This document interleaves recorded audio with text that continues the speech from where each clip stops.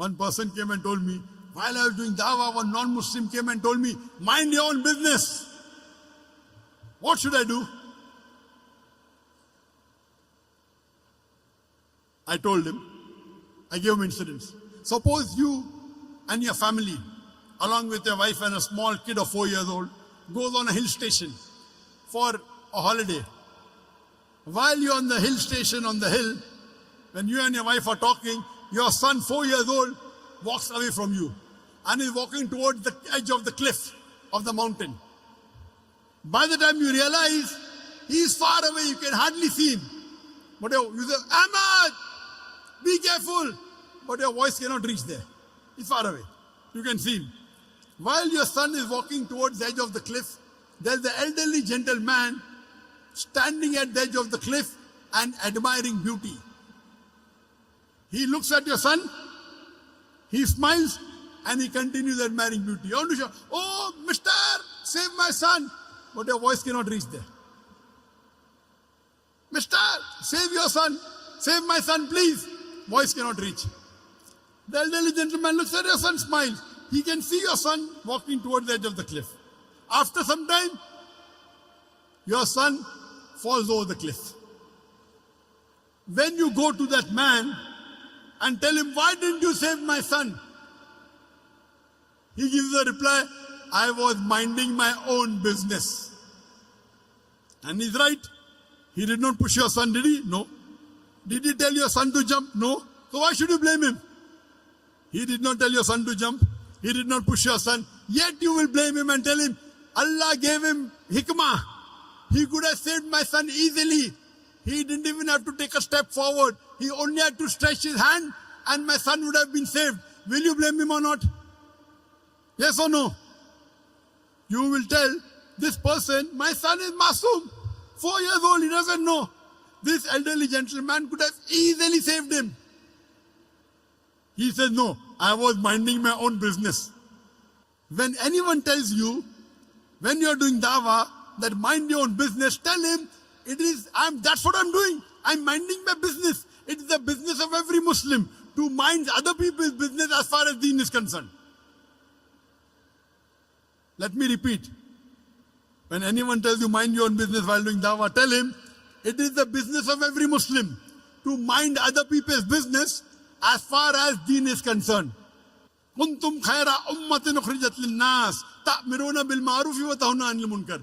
We are the best of people because we are enjoying what is good and we forbid what is wrong. That is what we are doing. We are doing our duty. We are enjoying the good and forbidding what is wrong. We are doing correct. Why you should feel shy? Why you should be ashamed? Imagine if you have a non-Muslim neighbor and you don't do dawah to him and he dies as a mushrik. On the day of judgment, Allah will ask him, did you accept Islam? He said, no. He said, no one told me. That's right, but didn't you get the message? Allah gives the message himself. He didn't accept Islam. He'll go to hell. Allah will ask you, did you deliver the message to your non-Muslim neighbor? And if you say no, you will follow him. You will follow him because to deliver the message to the non-Muslim is fard. If you do not deliver the message to your non-Muslim neighbor, you will follow him and you will also go to hell. Allah subhanahu wa ta'ala says in Surah Al-Asr, chapter number 103, verse number 1 to 3, the criteria to go to Jannah. Rahe Nijat, the way to paradise. Allah says, Wal Asr. Innal insana lafi khusr. Illa alladhina amanu wa amilu salihati wa tawasaw bil haqqi wa tawasaw bis sabr. By the token of time, man is verily in a state of loss. Except those who have faith, those who have righteous deed, those who exhort people to truth, and those who exhort people to patience and perseverance. There are minimum 4 criteria required for any human being to go to Jannah. Number 1 is Iman, belief, faith. Number 2, Amal Salihat, righteous deed. Number 3, Watawasaw bil Haq, inviting people to truth, doing dawah and islah. And the 4th, Watawasaw bis Sabr, inviting people to patience and perseverance. There are minimum 4 criteria required for any human being to Jannah. If anyone is missing, under normal circumstances, you shall not enter Jannah. You may be a very good Muslim. You may be praying 5 times a day. You may be having a mark on the forehead.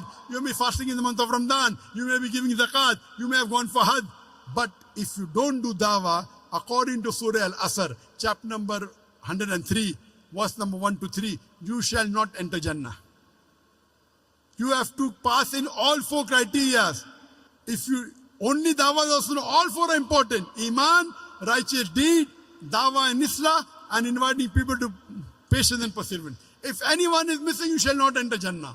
All 4 are required. If you don't do dawah and Allah wants you to put you in Jannah, that's Allah's prerogative.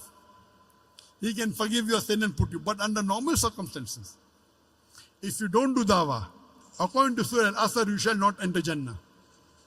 It's the fard, it's the duty of every Muslim that he should convey the message of Islam to those who are not aware of it. Dawah is fard in Islam. At least a part-time da'i.